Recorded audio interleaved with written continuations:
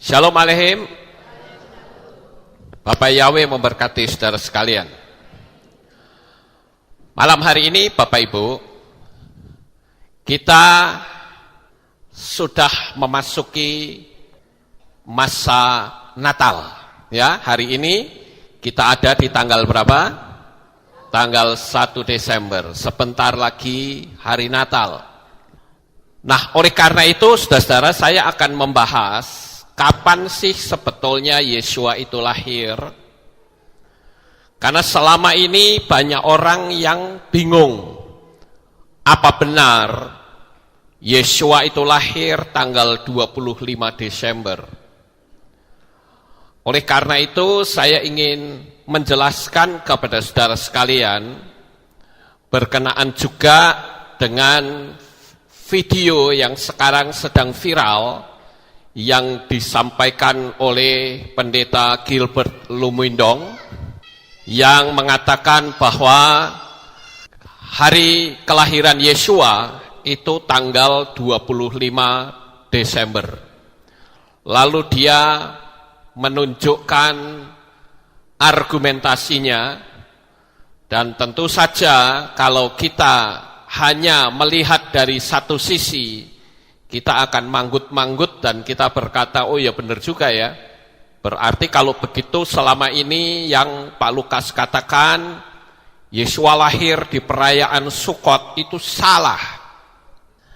Nah, oleh karena itu saya akan meluruskan Bapak Ibu tentang pengajaran yang disampaikan oleh Gilbert supaya kita bisa memahaminya. Untuk itu saya ajak saudara untuk melihat videonya secara lengkap yang langsung saya ambil dari channelnya beliau. Untuk itu silahkan diputar videonya supaya tidak ada kesan memotong. Saya akan full video ini kita tonton bersama. Oke.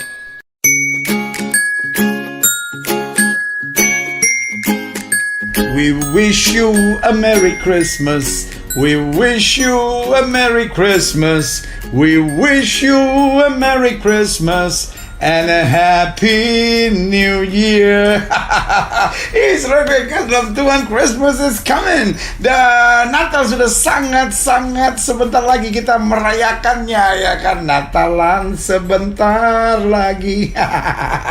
Saudara kekasih dalam Tuhan, sebentar lagi kita mau menginjak bulan Desember. Dan kalau sudah bulan Desember, maka kita akan bersuka cita buat Natal. Tapi di bulan sebelum masuk bulan Desember ini, masih di bulan November, ada sesuatu yang menyedihkan hati saya ketika saya membaca Detikcom. Ada sebuah berita begini. Warga Alor, Nusa Tenggara Timur, NTT, Lamboan Jahamau, dihukum 6 bulan penjara oleh Mahkamah Agung merasa tidak menista.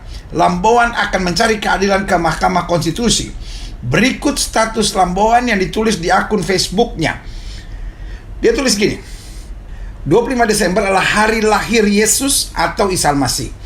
Lalu dia pakai hashtag gini: ajaran gereja bisa salah dan menyesatkan. Wow, saya kaget baca itu. Secara pribadi setiap Desember tiba, saya merasa hashtag sangat dibodohi.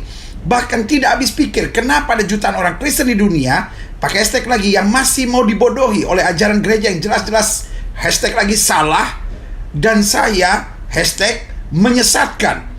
Pembodohan itu adalah hashtag mereka mengatakan dan mengajarkan kalau Yesus Isa Al-Masih lahir pada tanggal 25 Desember. Bahkan ada dari mereka memperingati dengan pesta pora yang sudah tidak alkitabiah, padahal nyata-nyata tidak ada hashtag satu ayat pun dalam kitab suci Kristen atau Alkitab yang mencatat kalau Yesus lahir tanggal 25 Desember. Saya heran, apakah kita orang Kristen tidak bisa hashtag tahu atau mencari tahu kapan sebenarnya Yesus lahir? Di mana pakar-pakar Kristen? Di mana cendekiawan Kristen? Di mana organisasi Kristen? Gini, adikku yang bernama Lamboan Jahamau, saya menyebut adik karena saya merasa agak lebih tua lah, ya kan, tapi bukan soal usia lah. Saya melayani Tuhan dan saya pikir adik masih perlu banyak belajar. Kata-kata adik itu kalau menurut saya agak sedikit sok pintar, ya kan, dan kesannya sebetulnya Anda masih sangat bodoh, ya kan. Anda nggak ngerti tapi Anda nyerang gitu. Sebetulnya kalau Anda bertanya, tanya saja sama hamba-hamba Tuhan, nggak usah caranya begini gitu, ya kan, taruh status di Facebook terus kesannya nyerang. Pertama saya baca, saya pikir Anda bukan Kristen gitu, karena kata-kata Anda sangat nyerang. Ada satu, tapi lepas daripada apapun, saya pikir kamu juga hebat. Adik ini hebat, lambuan ini. Karena ada satu yang saya sangat setuju. Adik bilang begini, bahkan ada dari mereka memperingati dengan pesta pora yang dikatakan nyata-nyata itu dikatakan apa di sini? Iya kan? Dengan pesta pora yang sudah tidak alkitabiah. Amin. Saya setuju. Karena Natal itu sesuatu yang suci, Natal itu sesuatu yang agung, Natal itu sesuatu yang luar biasa.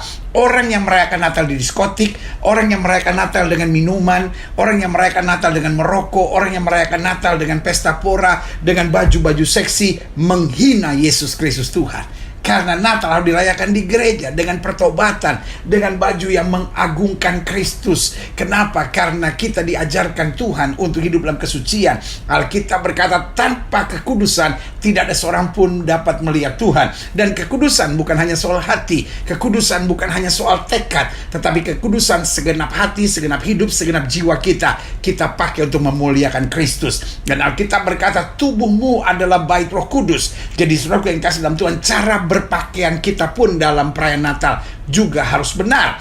Nah, saya akan menyetir kalimat Anda yang berkata, adikku yang saya sayang, lambuan ini, dengar ya. Saya harap Anda dengar, dan saya harap juga yang selama ini meragukan 25 Desember dengar. Kalau ada yang bilang 25 Desember tidak dalam Alkitab, itu adalah hari lahirnya, apa itu katanya, Dewa Matahari. 25 Desember mau hari lahirnya Dewa Kucing, mau Dewa Mata Bunder, mau lahirnya Dewa Kodok Sungai, saya nggak mau tahu. Iya kan? Saya nggak mau tahu. Tapi kita tidak merayakan karena itu hari lahirnya Dewa Matahari. Kita juga nggak merayakan karena hari raya atau hari lahirnya Dewa Kodok Bunder atau Dewa apapun. Saya nggak mau tahu. Tetapi kenapa kita merayakan 25 Desember? Karena Alkitab ngomong begitu. Nah, mungkin kalian atau adikku yang saya sayang ini, lambuan ini, ya mungkin masih bingung. Ya kan, saya anggap aja di satu sisi Anda bodoh, dan bodoh ini karena bingung gitu ya kan. Tapi saya sayang Anda karena sekali lagi lambuan, kamu hebat. Karena ada hal-hal yang buat saya bangga gitu.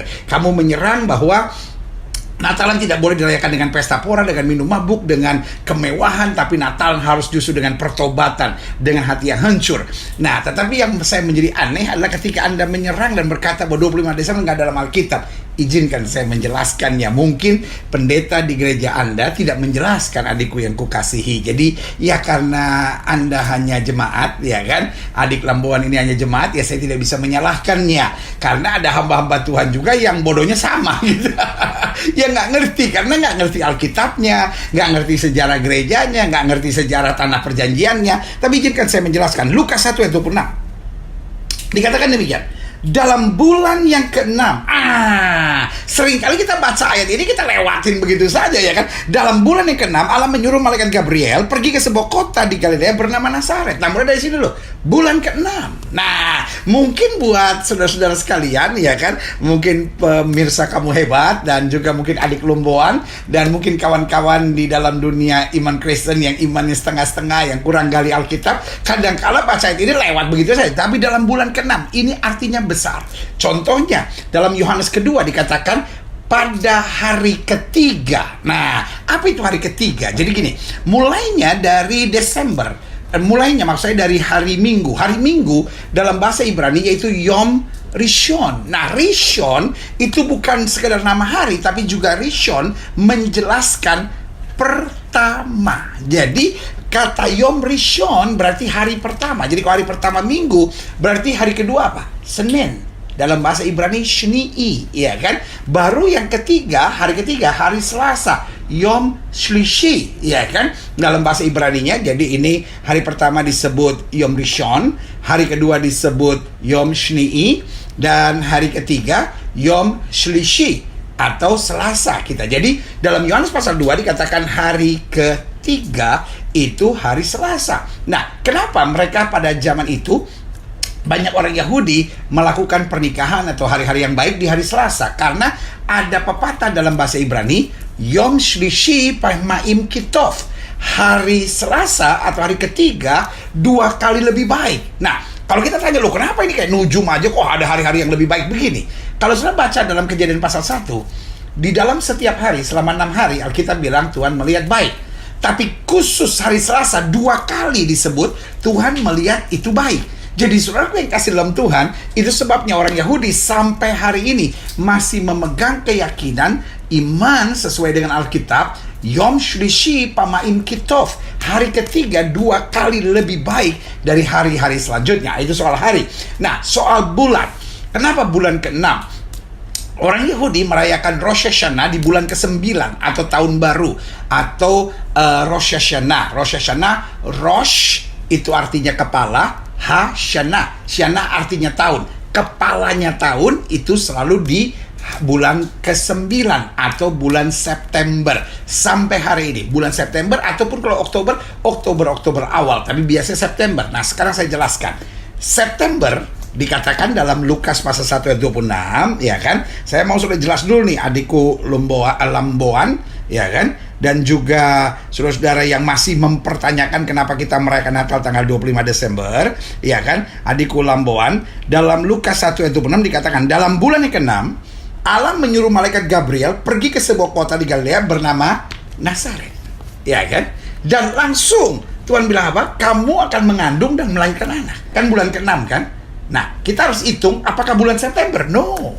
Karena dari bulan ke-6 itu, ya kan, kita hitungnya bulan September kan. Bulan September Rosh Hashanah-nya kan, tahun barunya kan. Jadi bulan pertamanya kan. Jadi kita hitung September, Oktober, November, Desember, Januari, Februari, Maret. Jadi pertama kali dia menerima kabar dia mengandung bulan apa? Bulan Maret, karena bulan ke-6. Ini bukan hitung-hitungan nujum, ini Alkitab. Ini Alkitab, firman Tuhan berkata dalam Lukas 1 ayat 26 dalam bulan ke-6. Oke, jelas, iya kan? Nah, lalu kemudian 9 bulan seorang wanita mengandung. Jadi kalau bulan Maret, iya kan, menerima firman-Nya, maka pertanyaan kita 9 bulannya apa? Maret, April, Mei, Juni, Juli, Agustus, September, Oktober, November, Desember. Sangat jelas, saudara-saudara. Dan sampai hari ini, kalau kita ada di Nazaret, 25 Maret itu adalah hari libur. Kenapa? Itu hari yang dirayakan sebagai hari di mana malaikat menjumpai Maria. Jadi saudara yang kasih dalam Tuhan, ingat, di abad keempat, jadi baru 400 tahun atau 300 tahun setelah Yesus mati dan bangkit, ada seorang ratu yang bernama Ratu Helena mulai bertobat, mulai percaya, mulai menerima Yesus sebagai Tuhan dan Juru Selamat. Lalu kemudian dia mengunjungi tanah-tanah perjanjian untuk mengetahui daerah-daerahnya. Dan Yesus pada zaman itu begitu populer, sehingga 300 tahun tidak mungkin sejarah tentang dia hilang. Jadi saudara yang kasih dalam Tuhan, apapun tentang Yesus itu tidak ada hubungannya dengan dewa matahari. Itu hanya pembodohan, itu hanya kesesatan, itu hanya upaya-upaya untuk orang mengadu domba sesama umat Kristen yang bodoh, sehingga orang Kristen yang bodoh akhirnya tertipu. Orang-orang Kristen yang tidak rooted dalam terang firman Tuhan akhirnya akan terseret dan akhirnya saling menyerang, akhirnya meragukan imannya sendiri, akhirnya meragukan Natal itu sendiri. Ingat, ada orang-orang yang tidak suka kita merayakan Natal, karena saudaraku yang kasih dalam Tuhan, Natal itu dahsyat. Allah menjadi sama dengan manusia. Dia bukan hanya nabi, dia Tuhan di atas segala Tuhan, dia raja dari segala raja. Orang tidak mau terima Allah menjadi sama dengan manusia, karena itu dia buatlah isu-isu seperti ini. Dan orang-orang Kristen yang tidak rooted dalam terang firman Tuhan, orang-orang Kristen yang tidak ngerti kebenaran firman Tuhan akan menyerang dan berkata, loh, bulan Desember kan bulan dingin, bagaimana bisa gembala-gembala menjaga kawanan ternak mereka pada waktu malam? Jangan salah. Karena itu selalu saya bilang, kalau kita nggak ngerti jangan banyak ngomong. Kedengaran gobloknya, saudara, kedengaran bodohnya. Jadi kalau kita nggak ngerti, mari kita tanya yang ngerti, kita belajar, kita lihat lagi. Saudara, kalau saudara pergi ke daerah Palestina, khususnya di daerah Bethlehem, karena Bethlehem sekarang wilayah Palestina, dan di dekat Bethlehem ada daerah namanya Bet Sahur. Kenapa namanya Bet Sahur? Karena namanya diambil dari para penjaga-penjaga yang sedang bangun atau sahur atau berjaga, ya kan? Gembala-gembala ini kan sedang berjaga-jaga kan, menjaga kawanan ternak mereka pada waktu malam. Lalu pertanyaannya, kan kalau bulan Desember dingin, bagaimana mereka bisa menjaga? Ingat, daerah Bet Sahur, daerah yang banyak gua-gua batunya. Dan gua-gua batunya itu cukup besar. Mereka bisa menjaga sekitar 40-50 domba, saudara-saudara. Iya kan? Nah, itu sebabnya dikatakan gini, malaikat Tuhan datang, sinar terang menerpa mereka, dan mereka sangat ketakutan. Tahukah saudara, kalau di lapangan terbuka, sinar terang menerpa, mereka nggak akan takut, tenang aja. Mereka bisa lihat kok apa yang terjadi. Tetapi justru karena mereka sedang ada di sebuah gua, salah satu gua di Bet Sahur yang hari ini menjadi gereja, itu cukup besar, 40-50 ekor domba bisa di sana, dan mereka menjaga di depan pintu. Jadi ketika sinar terang menerpa wilayah itu atau gua itu, kan mereka sangat ketakutan. Kenapa? Karena mereka pikir, wah ini perompak, wah kita akan dibunuh, wah kita akan mati, lalu kawanan ternak mereka kita akan dicuri. Wah, itu sebabnya mereka ketakutan. Makanya dikatakan, jangan takut. Hari ini aku memberitahukan kepadamu kesukaan besar. Telah lahir bagimu juru selamat di kota Daud. Saudaraku yang kasih dalam Tuhan, Alkitab tidak pernah salah. Dan bapak-bapak gereja kita tidak akan melakukan sinkretisme, mencampur adukan kelahiran dewa matahari, kelahiran dewa apapun yang diistilahkan hari ini dengan Natal. Natal terlalu suci, Natal terlalu kudus, sehingga bapak-bapak gereja dari awal-awal abad sudah mengkaji dengan betul. Jangan percaya sama semua edaran-edaran WhatsApp, edaran-edaran email yang bercerita tentang kebodohan-kebodohan tidak jelas. Mari kita back to the word of God. Mari kita kembali kepada firman Tuhan dalam bulan yang ke-6. Bulan ke-6 itu berarti bulan Maret, karena dimulai dari bulan September, lalu kemudian 9 bulan, dan itulah kita merayakan Natal. Saudaraku yang kasih dalam Tuhan, sampai hari ini, kalau saudara berada di Nazaret, maka 25 Maret adalah hari libur, karena itu dirayakan sebagai hari kabar baik Maria mendapat dari malaikat. Jadi karena itu, satu, rayakanlah Natal dengan sukacita. Kita merayakan Natal bukan karena diperintah Tuhan, tapi kita merayakan Natal karena Natal terlalu agung buat kita. Allah menjadi sama dengan manusia. Makanya selalu saya bilang, nabi boleh banyak, agama boleh banyak, rasul boleh banyak, juru selamat hanyalah Yesus Kristus Tuhan. Jadi saudara yang kasih dalam Tuhan, marilah kita merayakan Natal dengan kebanggaan, dengan sukacita bahwa Allah menjadi sama dengan manusia. Dan yang kedua, rayakanlah Natal dengan pertobatan, bahwa karena dia sudah mau jadi manusia, dia mau mencari saya, mau menyelamatkan saya, mau turun. Makanya istilah Natal itu sendiri buat saya tidak tepat, karena tidak ada gambaran tentang hal lain bahwa Allah menjadi sama dengan manusia, karena memakai rahim Maria. Karena itu Natal lahir, tetapi proses Allah menjadi manusia memang kelahiran, tetapi pada dasarnya dia turun menjadi sama dengan manusia supaya dapat menyelamatkan kita. Jadi yang pertama, rayakanlah Natal dengan kebanggaan. Lalu yang kedua, rayakanlah Natal dengan pertobatan. Orang-orang yang merayakan Natal dengan pesta pora, merayakan Natal dengan obat-obat terlarang, merayakan Natal dengan minum mabuk, merayakan Natal dengan bir, dengan minum-minuman keras, adalah orang yang menghina Kristus. Yang merayakan Natal dengan baju ketat, rok mini, itu menghina Yesus, karena merayakan Natal yang sebenarnya adalah pertobatan. Yang ketiga, rayakan Natal dengan kasih, karena Alkitab dengan tegas berkata, karena begitu besar kasih Allah akan dunia ini, sehingga telah mengaruniakan anak yang tunggal, supaya barang siapa yang percaya kepada tidak binasa, melainkan beroleh hidup yang kekal. Jadi waktu kita merayakan Natal, kalau kita masih ada benci, masih ada kepahitan, masih ada iri, masih ada sakit hati, lepaskan semuanya, karena kita tahu kalau kita mengampuni, maka Bapa kita di sorga mengampuni. Lalu selanjutnya, rayakan Natal dengan berbuat sesuatu buat orang-orang yang terhilang, buat orang-orang yang tersesat, buat orang-orang yang dalam kesusahan, buat orang-orang yang dalam penderitaan, sehingga kita dapat menyadari bahwa untuk itulah Kristus datang. Kristus datang bukan untuk kemuliaan dirinya sendiri, bukan untuk kesukacitaan dirinya sendiri, tapi dia datang untuk keselamatan. Biarlah kita di momen Natal selalu bercerita tentang kasih Tuhan kepada orang-orang yang belum percaya. Dan pada saat yang bersamaan kita juga ulurkan tangan buat orang-orang yang memerlukan dan membutuhkan. Dan akhirnya rayakanlah Natal dengan sikap hati yang makin mau mendekat kepada Tuhan, bahwa tahun ini saya harus lebih dekat lagi sama Tuhan, tahun ini saya harus lebih sungguh-sungguh lagi sama Tuhan, tahun ini saya harus lebih lagi ini bergantung dan berharap kepada Tuhan. Karena Alkitab saya bilang singa-singa muda boleh merenak laparan, tapi orang yang berharap kepada Tuhan tidak pernah kekurangan sesuatu yang baik. Adikku Lambauan di Alor NTT, saya mengasihi saudara dan saya pikir kamu hebat. Kamu hanya korban ketidakmampuan para hamba-hamba Tuhan mengajarkan kamu, tapi kamu gak usah sakit hati karena kamu memang tidak mengerti.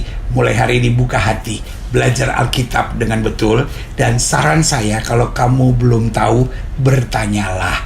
Jangan kalau belum tahu teriak sana, nyerang sana, bikin status yang enggak gitu. Santai saja bro, santai bro. Kamu buat saya adalah adik yang saya sayangi. Saya berdoa buat kamu, tapi tetap ada satu kebanggaan saya buat kamu.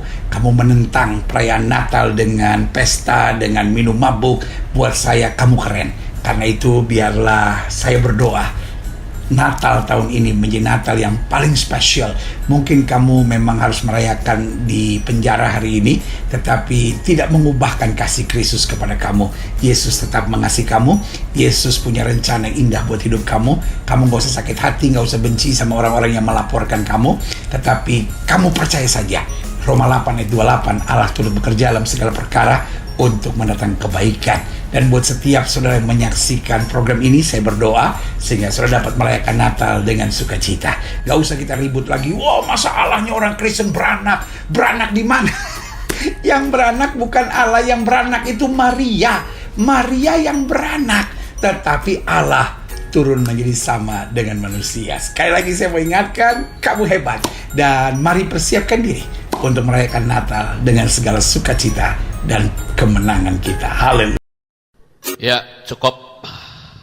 Baik, Bapak Ibu, saya akan memberikan sedikit masukan kepada saudara sekalian. Dan saya katakan bahwa Yeshua itu tidak lahir bulan Desember. Bagaimana argumentasi ini bisa saya patahkan? Sebelum saya melanjutkan, saudara-saudara, ada satu kata yang saya pikir saya cukup setuju dengan Gilbert, yaitu apa? Dia katakan, saya tidak peduli dengan hari lahirnya Dewa Matahari, mau hari lahirnya Kodok Bunder dan sebagainya. Saya setuju. Kenapa? Karena bisa saja orang luar sana akan menyamakan perayaan mereka dengan perayaan kita. Misalnya, saya merayakan Hari Raya Sukkot, tetapi orang dari kalangan dunia mistik, mereka merayakan dewa mereka tepat di perayaan Sukkot. Apakah berarti esensi Sukkot itu berkurang? Tidak. Jadi saya setuju dengan apa yang Gilbert katakan. Saya nggak peduli 25 Desember mau dikatakan Dewa Matahari kayak, saya setuju. Tetapi masalahnya Yeshua tidak lahir tanggal 25. Begini Bapak Ibu, saya akan menerangkan kepada saudara sekalian supaya lebih jelas. Tadi dia mengutip di kitab Lukas 1 ayat berapa? 26 ya. Nah, di sana dikatakan pada bulan ke-6. Lalu dia menghitung bulan ke-6 itu dimulai dari September. Kenapa? Karena Rosh Hashanah itu adalah bulan pertama di bulan September. Sampai di sini bisa dipahami Bapak Ibu? Nah, lalu dia menghitung September, Oktober, November, Desember, Januari, Februari, Maret gitu ya. Lalu 9 bulannya adalah dari Maret itu April, Mei, Juni, Juli, Agustus, September, Oktober, November, Desember. Jadi Desember dia lahir. Ya. Saya katakan penerangan ini jelas keliru. Kenapa? Karena yang dimaksud bulan ke-6 itu bukan dihitung dari bulan pertama dari Rosh Hashanah.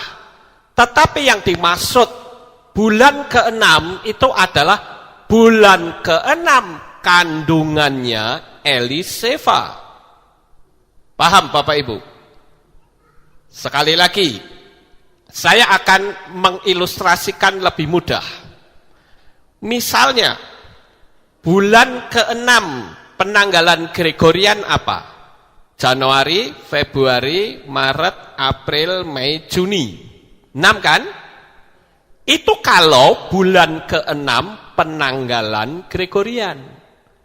Tetapi bagaimana kalau saya katakan bulan ke-6 itu bukan penanggalan Gregorian, tapi usia kehamilannya Ibu Lina misalnya. Berarti dia ada di bulan Juni enggak? Bingung nih saudara ya, saya ulang sekali lagi. Bulan ke-6 penanggalan Gregorian, Juni ya, Januari, Februari, Maret, April, Mei, Juni. Itu kan kalau penanggalan Gregorian, ya toh? Dimulai dari Januari. Lah sekarang bagaimana kalau saya katakan Tante Lina itu hamil pada bulan ke-6? Apakah dia dihitung dari Januari? Ya tidak, dihitung dari hamilnya kapan mulainya. Paham Bapak Ibu? Mungkin saudara akan tanya, di ayate, kan biasa begitu. Ada saudara-saudara ayatnya. Nih, sebelum saya buka, saya akan katakan, jika benar Yesua lahir 25 Desember, berarti perayaan 7 hari raya yang merupakan simbol dari kehidupan Yesua jadi berantakan. Kenapa? Karena kisah tentang Yesua itu semua tertulis dalam perayaan 7 hari raya. Saya ambil contoh, perayaan Pesah. Pesah ini adalah tanda darah, di mana malaikat maut akan lewat. Sehingga bangsa Israel itu memberikan darah di alas ambang pintu rumah orang Israel.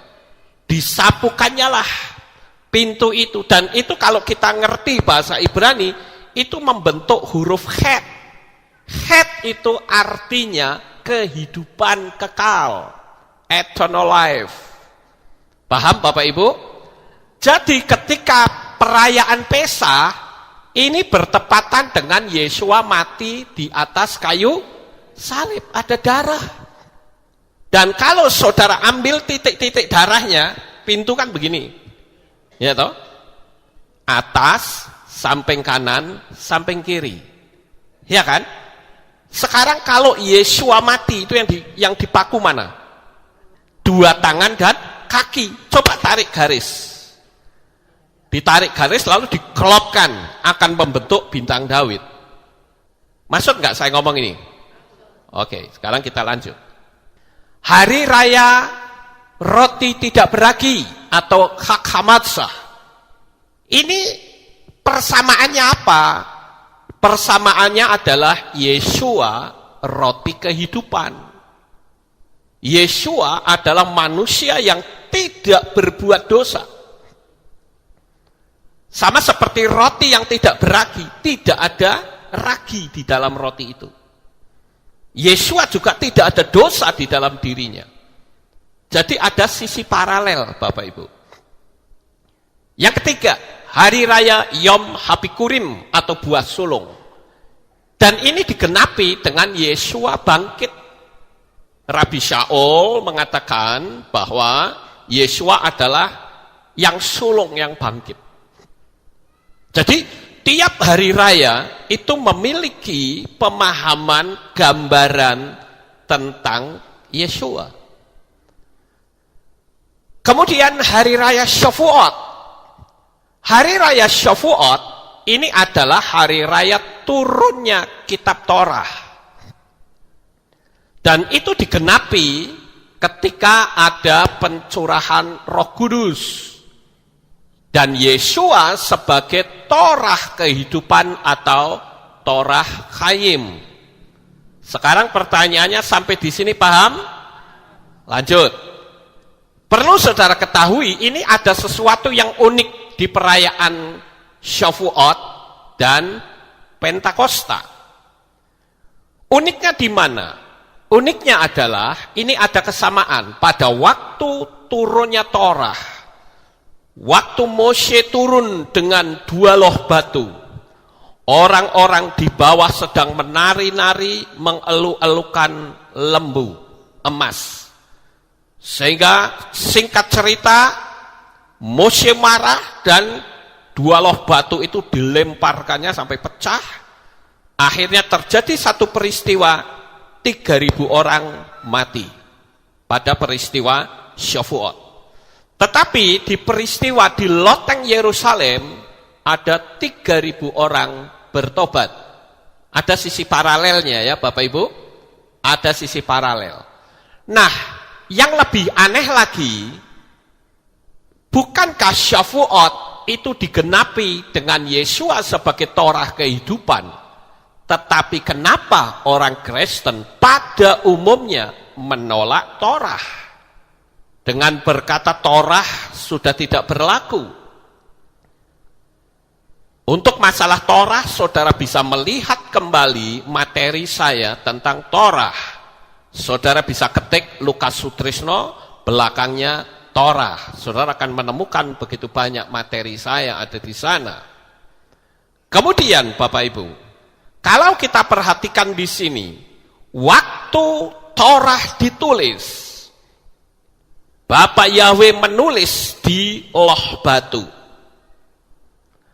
Tetapi pada waktu pencurahan Roh Kudus, Bapak Yahweh menulis Torahnya di dalam hati.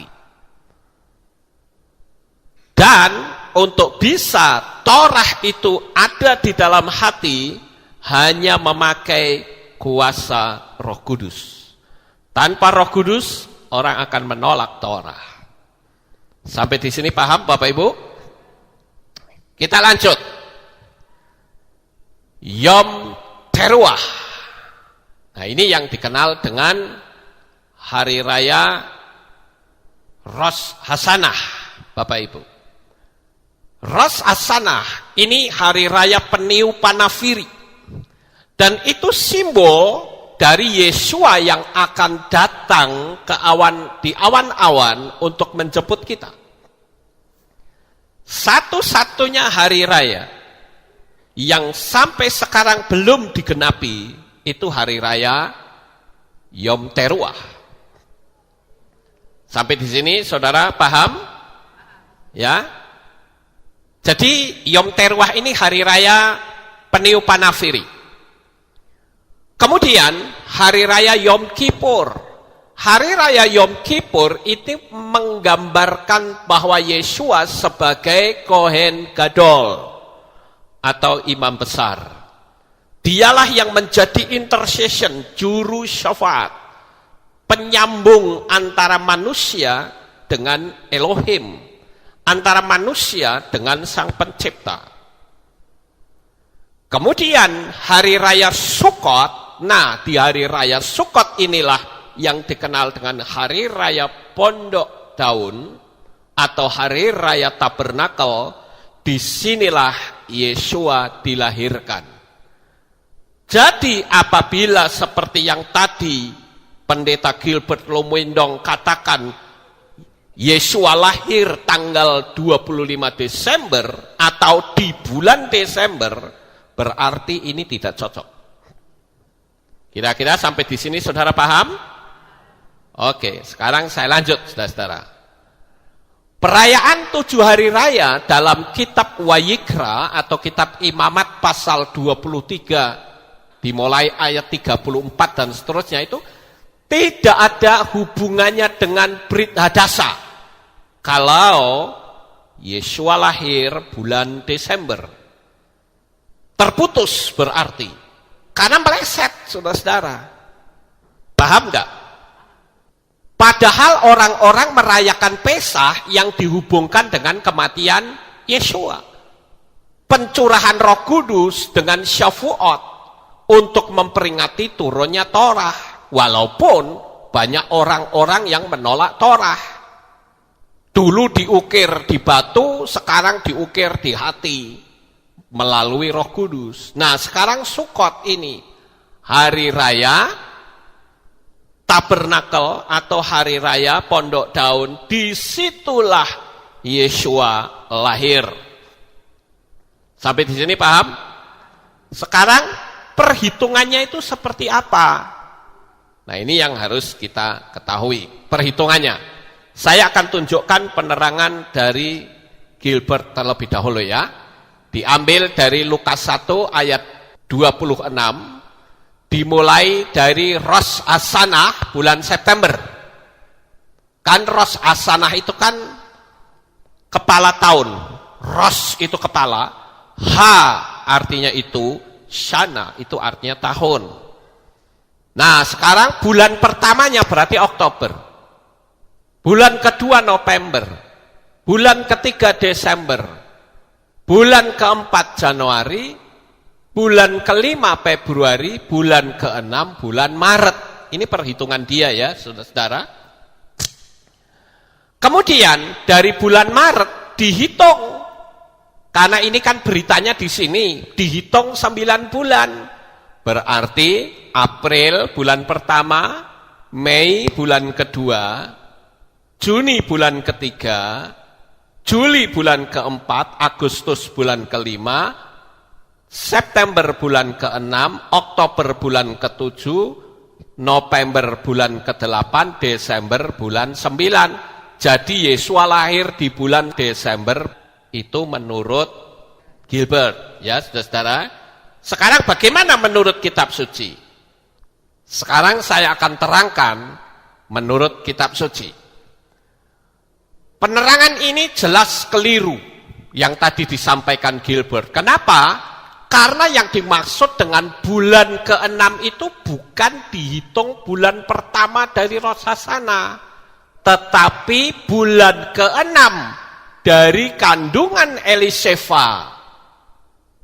Dan bulan ke-6 itu dihitung sejak Zakaria selesai menjalankan tugas, yaitu bulan Sivan di minggu kedua. Nah, sekarang kita akan lihat saudara-saudara di dalam kitab Lukas pasal 1 ayat 23 sampai 24. Perhatikan. Dan terjadilah ketika hari-hari peribadatannya diselesaikan, saudara perhatikan kata peribadatannya diselesaikan. Dia pulang ke rumahnya, dan setelah hari itu Eliseva istrinya mengandung. Dan dia menyembunyikan diri selama 5 bulan sambil mengatakan dan seterusnya. Dan ini membuktikan bahwa yang disebut itu bukan 6 bulan penanggalan Ibrani, tetapi 6 bulan kehamilan Eliseva. Begitu saudara-saudara. Sekarang kita akan lihat saudara-saudara di dalam kitab Lukas 1 ayat 36. Ayo kita buka ayatnya Bapak Ibu. Ayo kita baca sama-sama bagi saudara yang sudah bawa kitab suci. Sudah ketemu semua saudara-saudara? Halo? Sudah, sekarang ayo kita baca bersama-sama dengan saya. 1, 2, 3. Dan lihatlah Eliseva sanakmu itu, ia pun sedang mengandung seorang anak laki-laki pada masa tuanya. Dan itulah bulan ke-6 bagi dia yang disebut mandul. Paham Bapak Ibu? Jadi bulan ke-6 itu bukan bulan ke-6 dari penanggalan Ibrani, tapi bulan ke-6 dari hamilnya Eliseva. Saudara bingung atau tidak? Tidak ya? Nah, sekarang yang menjadi pertanyaan, kita menghitungnya itu dari mana? Startnya itu dari mana? Kita kan harus tahu, sudah tidak asal ngomong bulan ke-6 lalu jatuhnya di bulan apa gitu. Enggak, harus kita tahu. Mulainya dari mana? Nah ini dia mulainya, saudara-saudara. Sekali lagi, bulan ke-6 itu bukan bulan penanggalan Ibrani, tapi bulan ke-6 dari kandungan Eliseva. Ini jelas loh tadi, ya. Di dalam kitab Lukas pasal 1 ayat 23 sampai 24. Kalau tadi Gilbert kan ngambilnya Lukas 1:26. Iya toh? Nah, kalau dia ngambilnya Lukas 1:26, orang bisa berasumsi bulan 6 itu ya bulan Maret. Kalau dihitung, dikonvert ke penanggalan Gregorian. Kira-kira saudara mudeng nggak ini? Jadi kesalahan beliau adalah karena menganggap bulan ke-6 itu dari penanggalan Ibrani, dari Rosh Hashanah.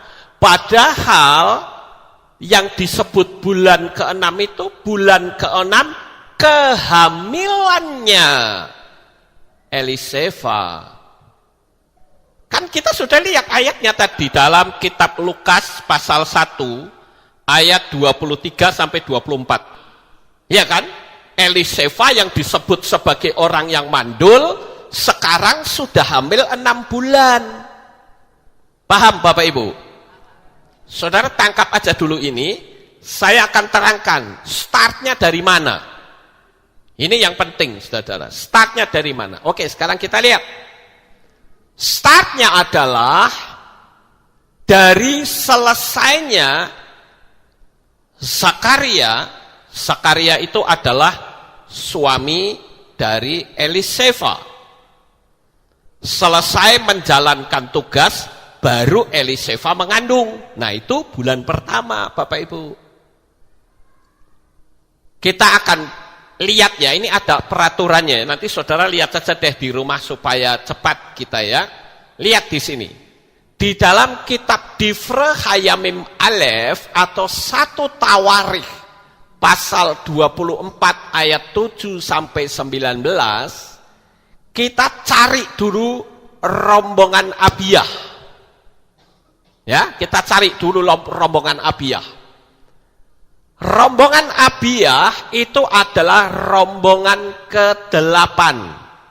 Sekali lagi, rombongan Abiyah adalah rombongan ke-8. Karena jumlah imam yang begitu banyak dibagi menjadi 24 rombongan. Rombongan pertama itu rombongan Yoyarib. Dia bertugas di bulan Nisan antara Maret April di minggu pertama. Kemudian rombongan kedua itu rombongan Yedayah. Rombongan Yedayah itu bertugas di bulan Nisan sebagai bulan pertama antara Maret April di minggu kedua. Nah, minggu ketiganya seharusnya rombongan Harim. Tetapi saudara-saudara, karena ada perayaan hari raya roti tidak beragi, maka rombongan Harim itu baru bertugas di minggu keempat di bulan Nisan. Lalu di perayaan roti tidak beragi yang bertugas siapa? Seluruh imam bertugas. Kira-kira sampai di sini saudara paham? Kemudian sekarang kita lihat rombongan keempat. Rombongan keempat itu adalah rombongan Seorim. Dan itu melaksanakan tugas di bulan Iyar atau bulan kedua antara April dan Mei. Setelah rombongan keempat, rombongan Seorim, maka ada rombongan kelima yaitu rombongan Malkiyah di minggu keduanya di bulan Iyar. Kemudian rombongan keenam itu rombongan Miyamin.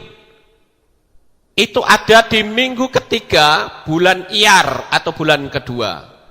Kemudian rombongan ketujuh adalah rombongan Hakos. Itu ada di bulan Iyar di minggu keempat. Sekarang rombongan ke-8 seharusnya Abiyah itu ada di minggu pertama bulan Sivan antara Mei Juni. Jadi saudara-saudara, karena di minggu pertama bulan Sivan itu ada perayaan Shavuot, maka semua imam itu bertugas. Baru setelah itu rombongan Abiyah itu ada di minggu kedua bulan Sivan. Saya akan berhenti sampai rombongan Abiyah, Bapak Ibu. Kenapa sih kok kita harus cari tahu rombongan Abiyah? Itu adalah rombongan ke-8. Saudara bisa melihat di dalam kitab Difre Hayamim Aleph pasal 24 ayat 10. Aturan-aturannya itu ada semua, Bapak Ibu. Ya, ini rombongan Abiyah itu rombongan ke-8. Atau kita baca saja ya. Difre Hayamim Aleph pasal 24 ayat yang ke-10. Yang ke-7 kepada Hakos, ya ini kan Hakos yang ke-7. Yang ke-8 kepada Abiyah, itu 8, saudara-saudara. Sekarang, tiap-tiap rombongan, ini aturannya ada ya, tiap-tiap rombongan, mereka melaksanakan tugasnya dari Sabat sampai Sabat, berarti 1 minggu.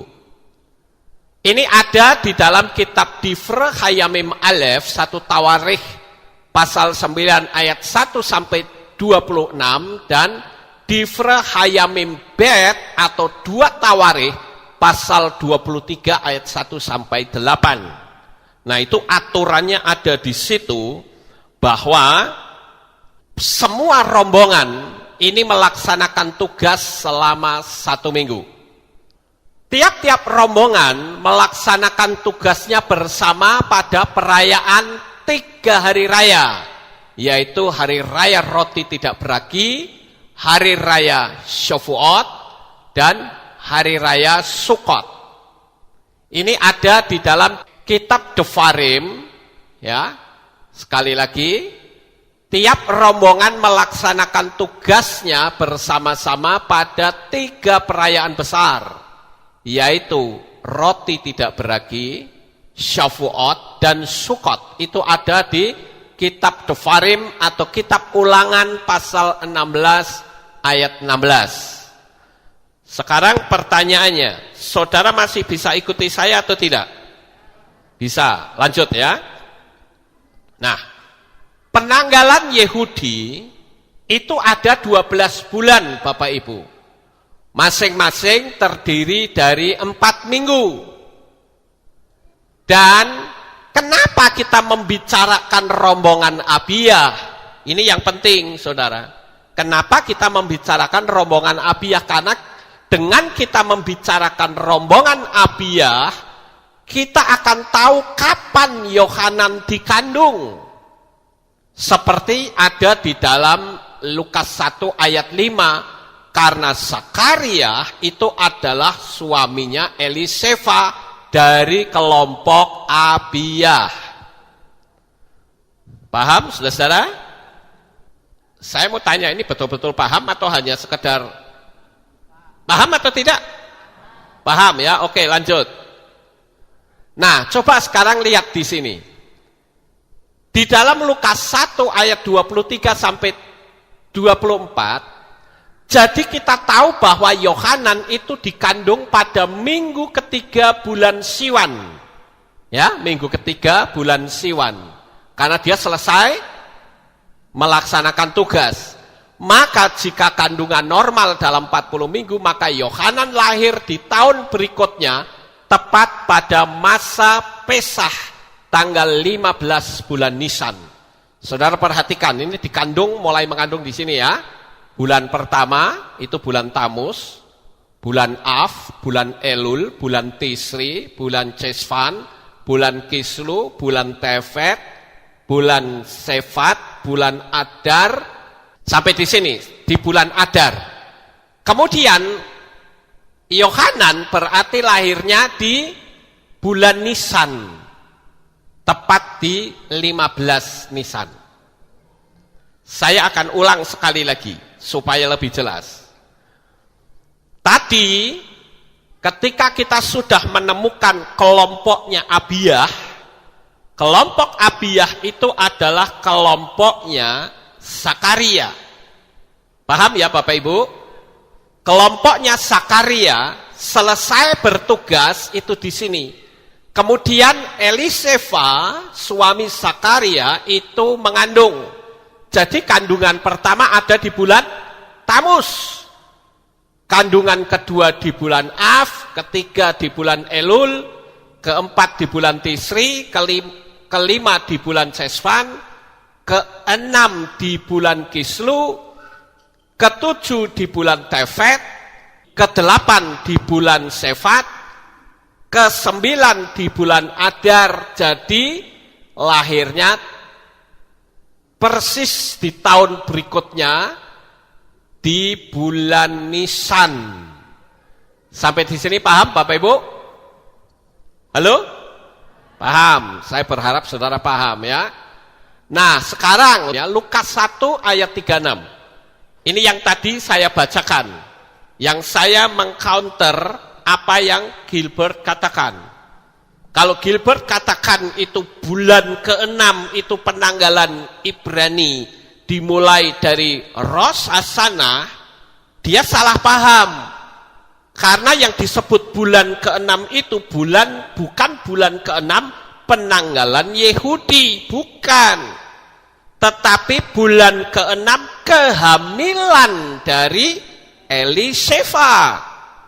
Dan itu ada di Lukas pasal 1 ayat 23 sampai 24. Dan Lukas 1 ayat 36. Jadi pada kandungan Eliseva di bulan 6, disitulah Maria mulai mengandung. Nih ya, di bulan ke-6 kan di sini nih. Ya. Lihat ini, bulan 6 kan. Ini kan Eliseva nih. Ini Eliseva yang mengandung ya. Di bulan 6 berarti Yesua mulai dikandung tepat di bulan apa? Kislu. Nah sekarang 9 bulannya, bulan Tefet itu bulan pertama, Maria mengandung. Bulan Sefat itu bulan kedua, Maria mengandung. Bulan Adar itu bulan ketiga, Maria mengandung. Bulan keempat, bulan Nisan itu Maria mengandung. Dan bulan Iyar adalah bulan kelima, Maria mengandung. Bulan Sivan itu kandungan Maria umurnya 6 bulan. Bulan Tamus itu Maria kandungannya umur 7 bulan. Bulan Av itu bulan ke-8. Sementara bulan Elul itu di bulan 9, jadi tepat Yesua lahir itu tepat di bulan Tisri, persis di perayaan Sukot. Paham Bapak Ibu? Jadi kalau begini kan klop. Tapi kalau tadi kita mendengar penerangan Gilbert, maka akan terjadi benturan ayat. Nggak bisa begitu. Kitab suci harus menjawab kitab suci. Tidak bisa kitab lalu terjadi benturan, ya nggak cocok namanya. Makanya tadi saya katakan, kalau benar Maria melahirkan Yesua pada bulan Desember, maka perayaan 7 hari raya berantakan, saudara-saudara. Karena hari raya terakhirnya itu di bulan Tisri. Ngerti Bapak Ibu? Ya, sekarang kita lihat yang berikutnya. Sekarang kita perhatikan ya, di Lukas pasal 2 ayat yang pertama. Dan terjadilah pada masa itu sebuah keputusan keluar dari Kaisar Agustus agar seluruh penduduk didaftarkan. Ini jarang orang mengamati, saudara-saudara. Masa itu tuh masa apa? Tidak diamati. Sehingga orang-orang berpikir bahwa orang-orang Yehudi pada pulang mudik itu karena ada sensus. Ya. pendaftaran penduduk oleh Kaisar Agustus. Ini salah, saudara. Mereka pulang mudik itu karena akan merayakan perayaan Sukot sebagai perayaan yang terakhir, dan itu dirayakan selama 7 hari penuh. Sama seperti di Indonesia, ada tradisi pulang mudik, ya kan? Nah itu sebetulnya nyontoh dari pola Yahudi, saudara. Di mana mereka akan merayakan hari raya Sukot, lah di Indonesia mereka merayakan Idul Fitri. Itu tradisi Yahudi, mereka selalu pulang mudik. Jadi itulah puncak dari perayaan 7 hari raya. Nah, di masa itulah ketika mereka pada pulang mudik itulah Maria melahirkan, Bapak Ibu. Jadi cocok atau tidak? Cocok. Jika itu adalah perayaan Sukot, yang adalah perayaan 7 hari raya, kita tinggal lihat saja perayaan itu terjadi di bulan apa. Disitulah Yesua lahir. Nah, itu terjadi di bulan Tisri, tanggal 15. Dan saya yakin, Yesua betul-betul lahir tanggal 15 bulan Tisri. Karena semua itu selalu tepat. Kemudian, Yesua disunat pada hari keberapa? Hari ke-8. Di hari ke-8 itu ada peristiwa, saudara-saudara. Ya, disunat di hari 8. Itulah perayaan Simchat Torah atau Sukacita Torah. Yesua sebagai Torah kehidupan. Klop apa tidak? Klop, saudara. Perayaan itu juga ya ada perayaan yang namanya Shemini Atseret. Itu hari ke-8-nya. Ini kita kata Shemini Atseret ini diambil dari kata Shmoni. Kalau kita sudah belajar hitungan angka Ibrani, 1 itu Echad, 2 itu Shtaim, yang ketiga itu Shalos, keempat itu Arba, kelima itu Khames, yang keenam itu Ches, yang ketujuh itu Shefa, yang ke-8 Shmoni. Nah inilah di hari yang ke-8 inilah Yesua disunat, Bapak Ibu. Sukot itu dirayakan selama 7 hari. Hosana Rabbah itu hari ke-7, tapi tidak diperintahkan untuk dirayakan. Yang diperintahkan itu adalah di Shemini Atseret, hari ke-8. Aturan ini ada di mana? Aturan ini ada di kitab Wayikra atau kitab Imamat pasal 23. Dan itu dirayakan selama 2 hari. Hari pertama itu hari ibadah. Sedangkan Simchat Torah itu hari keduanya, di mana mereka membaca ulang kitab Torah. Kita semua sudah melakukan ini bukan? Ya. Nah, kemudian saudara-saudara, jadi jelaslah di sini bahwa Yesua itu lahir tepat tanggal 15 Tisri, disunat hari ke-8, jadi bukan tanggal 25 Desember. Lalu sekarang pertanyaannya, siapa yang menetapkan 25 Desember? Yang menetapkan adalah Kaisar Konstantin. Yang memang Kaisar Konstantin itu punya latar belakang pemujaan terhadap dewa matahari. Sehingga dia ubahkan itu menjadi hari kelahiran Yesua. Tapi sekali lagi, terlepas dari itu perayaan dewa matahari atau bukan, yang penting kita melihat ketepatan kelahirannya Yesua. Kalau memang dia tepat 25 Desember, saya juga tidak peduli. Mau ada perayaan dewa matahari kek, mau ada perayaan dewa bulan kek, buat saya nggak masalah. Yang penting Yesua 25 Desember lahir. Tapi sayangnya Yesua lahirnya bukan 25 Desember. Tetapi tanggal 15 bulan Tisri. Itu ada antara September, Oktober. Persis di perayaan Hari Raya Sukkot. Paham Bapak Ibu? Ya, jadi di sini saya katakan bahwa penjelasan Yesua lahir tanggal 25 Desember terpatahkan. Nah, sekarang Bapak Ibu, di dalam perayaan Natal ini saya sedikit keluar untuk saya memberikan masukan kepada saudara bahwa ada banyak sekali peristiwa-peristiwa yang digambarkan tidak sesuai dengan kitab suci. Makanya saya perlu meluruskan supaya sesuai dengan kitab suci. Nah, sering kita lihat perayaan Natal, kalau ada drama-drama Natal, pada umumnya sering kita lihat kejanggalannya. Yaitu apa? Datangnya orang Majus menjumpai bayi Yesua yang baru dilahirkan. Kan begitu, saudara? Lihat saja di mana-mana.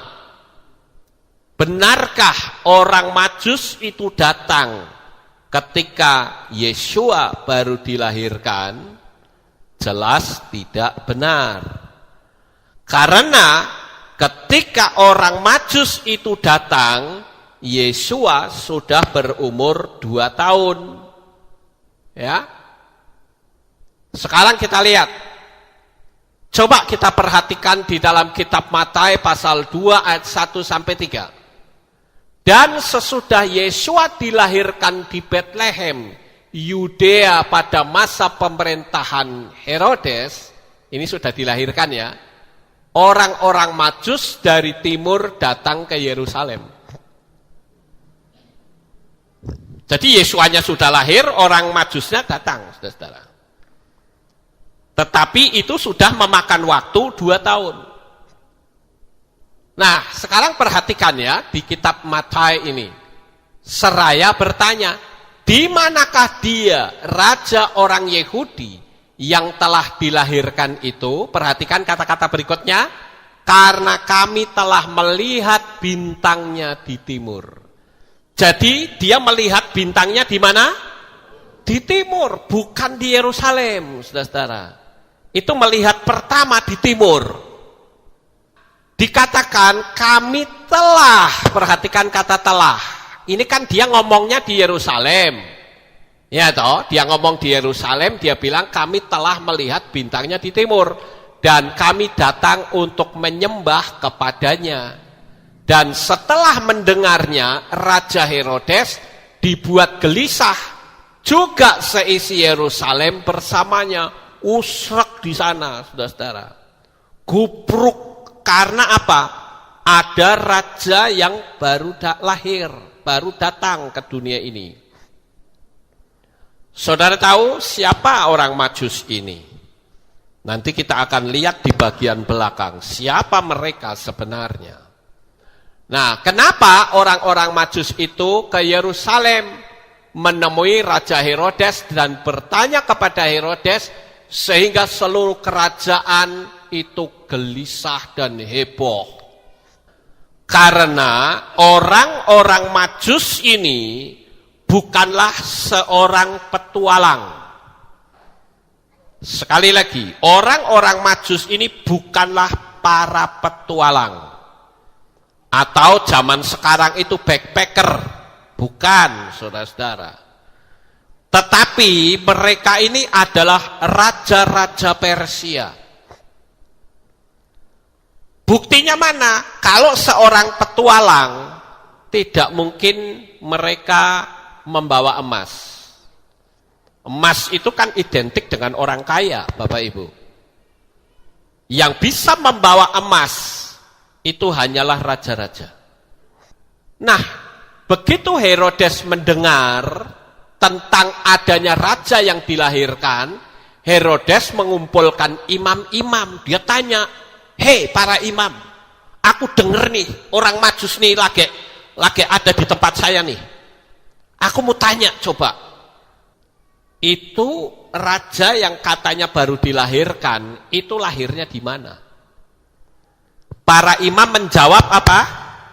Di Bethlehem, bukan di Yerusalem. Artinya imam-imam itu ngerti nggak kalau itu Mesias yang lahir? Tahu, saudara-saudara. Dan dia memberi laporan itu kepada Herodes. Bukan di Yerusalem, tetapi di Bethlehem.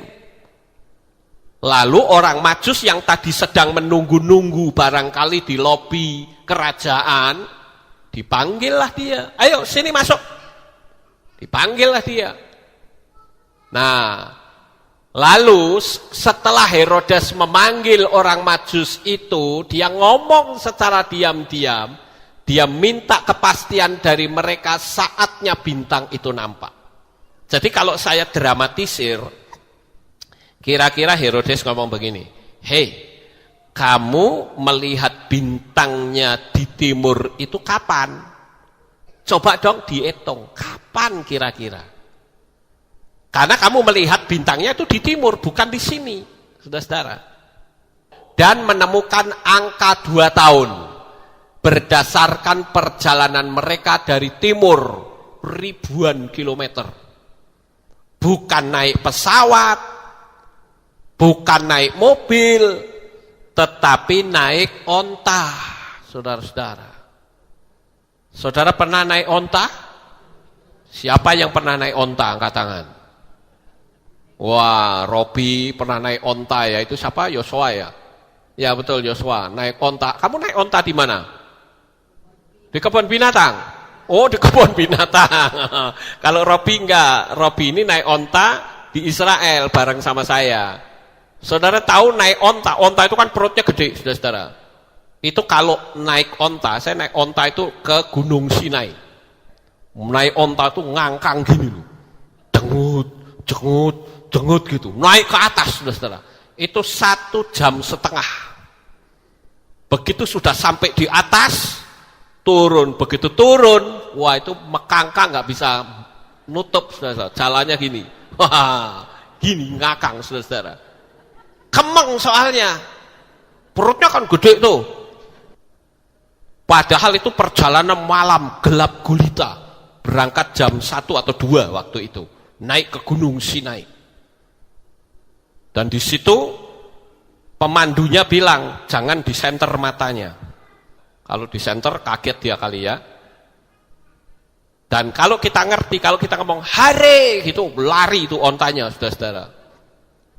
Makanya suruh diam aja, ikutin saja. Onta itu ngerti GPS-nya, dia tahu, saudara-saudara. Oh ini jalannya menggok ke sini. Oh dia jalannya menggok ke sini, tahu.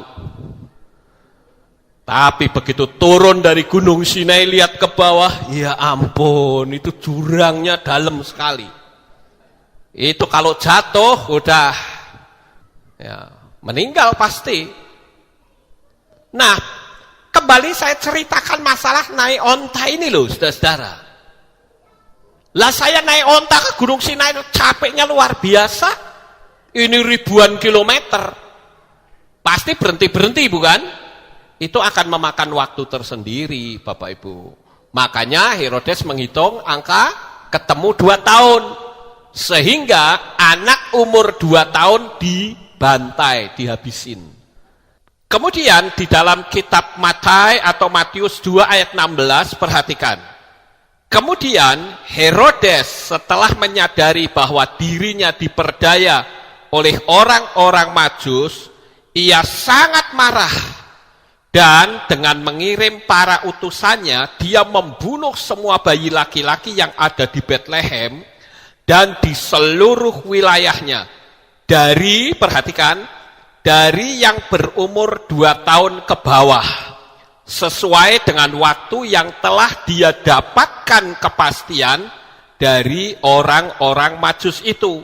Jadi, kalau kita perhatikan Herodes itu akhirnya tahu bahwa umur bayi yang seharusnya didatangi sebagai raja itu umur 2 tahun, saudara-saudara. Kenapa? Karena perhitungannya itu pasti oleh orang-orang Majus. Makanya jelas di sana dikatakan sesuai dengan waktu yang telah dia dapatkan kepastian dari orang-orang Majus. Jadi orang Majusnya pun menghitung perjalanan dari timur sampai ke Yerusalem itu memang 2 tahun, saudara-saudara. Ya, jadi tidak benar kalau Yesua baru lahir, lalu orang-orang Majusnya itu pada datang ke kandang. Itu salah, tidak tepat, saudara-saudara. Ya, kalau betul Yesua baru lahir dan terjadi pembantaian bayi, berarti secara otomatis Yesua tidak mungkin disunat pada hari ke-8. Karena apa? Karena Yesua sudah diungsikan ke Mesir. Paham Bapak Ibu? Tapi faktanya Yesua disunat pada hari ke-8. Jadi selama 8 hari itu tidak ada apa-apa. Namanya Yesua masih baru lahir. Baru di umur 2 tahun itulah ada peristiwa yang cukup mengerikan. Nah, sekarang kita lihat, saudara. Bintang yang dilihat oleh orang Majus di timur itu muncul lagi, saudara. Ingat loh, orang Majus ini orang pandai ya. Saudara tahu dia ahli perbintangan. Kalau saudara membaca kitab Yasher, itu ada seseorang anaknya Yakob yang ahli perbintangan. Siapa? Benyamin, saudara. Dia ngerti ilmu perbintangan. Dia buka peta bintang sehingga dia tahu siapa orang yang dia cari. Hebat bukan? Nah, ini juga orang-orang Majus ini orang yang ahli perbintangan. Dia lihat bintang. Ya. Nah, apa yang dia lihat di timur itu bintangnya muncul lagi, Bapak Ibu. Coba di pasal 2 ayat 9 kitab Matai dikatakan apa? Dan setelah mendengarkan raja, mereka terus berjalan dan tampaklah bintang yang telah mereka lihat di timur itu bergerak mendahului mereka. Perhatikan kata yang telah.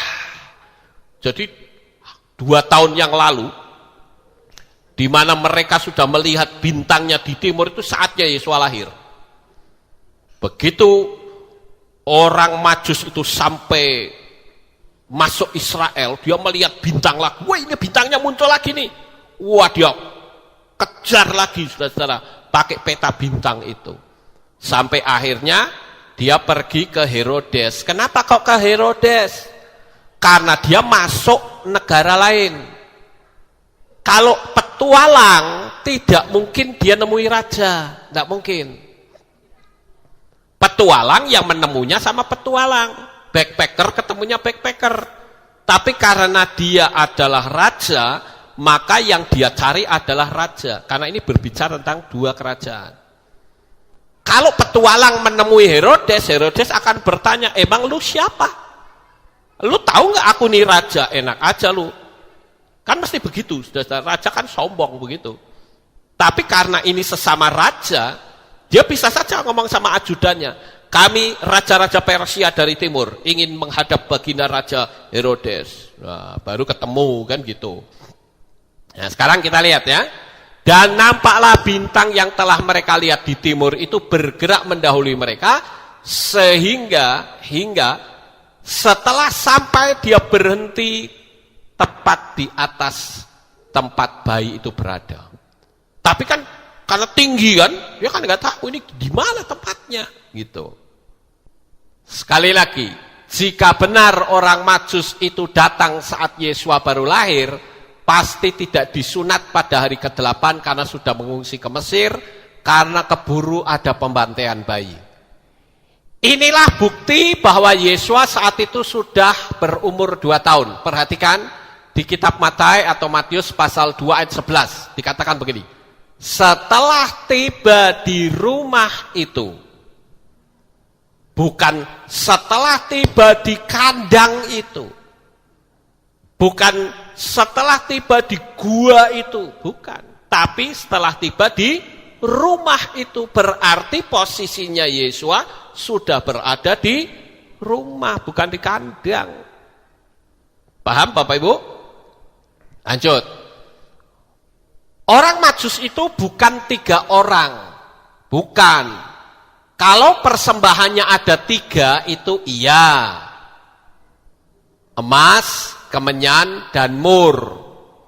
Kitab suci tidak pernah menyebut 3 orang. Tapi jika benar 3 orang saja, pasti dirampok di tengah jalan, apalagi membawa emas. Ingat, perjalanan yang cukup jauh cuma 3 orang, wah itu bisa inceran perampok. Sekarang saja kalau orang pergi ke Israel dari Mesir, biasa kan tur Indonesia, kadangkala masuknya ke Mesir, saudara-saudara. Dari Mesir menuju ke Israel. Nah, dalam perjalanan yang cukup jauh, kira-kira 9 jam perjalanan, itu bis itu tidak ngeluyur sendirian, enggak. Mesti ada 2 minimal. Dan di depannya itu pasti ada seorang polisi yang bawa pistol. Itu pasti. Ya. Kenapa? Karena mereka akan melewati daerah yang berbahaya. Daerah yang ada perampok. Lah zaman sekarang saja seperti itu, apalagi zaman dulu. Nah ini juga membuktikan bahwa orang Majus itu bukan seorang petualang biasa. Buktinya mereka membawa emas dan yang didatangi adalah Herodes. Raja akan ketemu dengan raja. Orang Majus itu adalah raja-raja Persia yang ahli perbintangan, yang menyembah dewa bintang, yaitu dewa Ahura Mazda, dan penganut agama Zoroaster, saudara-saudara. Lalu pertanyaannya adalah, siapakah mereka dalam kitab suci kalau perayaan Natal mesti orang ini muncul? Ya. Yang kalau ketawa ho ho ho ho ho, tapi bukan boboho ya saudara. Tapi ini adalah Sinterklas. Ini di mana di kitab suci? Kenapa perayaan yang katanya perayaan Yesua lahir, kok yang muncul malah orang asing? Ya toh? Sampai ini ada lagunya lagi. I saw mommy kissing Santa Claus. Udah pernah dengar gak lagu itu? Itu ceritanya seorang anak melihat maminya berciuman dengan Santa Claus di bawah pohon mistletoe. Ya. Dulu saya banyak lagu-lagu Natal yang apal loh, saudara-saudara. I'm dreaming of a white Christmas, just like the ones I used to know. Saya dulu banyak hafal, tapi wong itu bukan kelahiran Yesua, ya wis, nggak usah dihafalke lagi. Ya. Nah, jadi kalau saudara lihat di sini nih, ini ada tulisannya, where are you in the Bible? Di mana sih kamu di kitab suci? Nggak ada kan?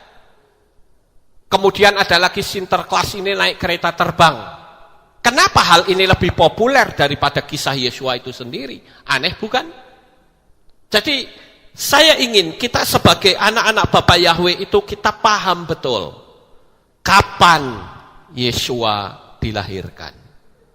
Tadi yang diceritakan Gilbert, ada seorang yang harus masuk penjara karena dia mengatakan Natal itu bukan tanggal 25. Nah ini kan aneh, saudara. Cuman memang sayangnya orang ini tidak bisa menerangkan sehingga dianggap ini pengaco. Tapi saya menerangkan pada malam hari ini ada dasar fakta kitab sucinya. Kira-kira sampai di sini paham Bapak Ibu? Jadi jelas Yesua itu lahirnya kapan? 15 bulan Tisri, tepat selalu. Dia tidak akan pernah keluar dari pola 7 hari raya itu, saudara-saudara. Karena 7 hari raya itu menceritakan tentang kisah Yesua selama hidup di dalam dunia ini. Jadi malam hari ini saya sudah menerangkan kepada saudara mengingat banyak sekali yang bertanya kepada saya, Pak, ini ada video seperti ini, bagaimana cara menerangkannya? Saya bilang nanti, karena waktu itu saya masih pelayanan di Palu. Saya bilang nanti kalau saya sudah pulang, saya akan terangkan. Walaupun sebetulnya saya coba lihat video saya di YouTube itu sudah ada, saudara-saudara. 7 tahun yang lalu, itu sudah ada. Jadi malam hari ini saya sudah menerangkan kepada saudara sekalian agar kita tidak disesatkan oleh pengajaran-pengajaran yang tidak sesuai dengan kitab suci. Sukses besar untuk saudara. Bapak Yahweh memberkati. Haleluya.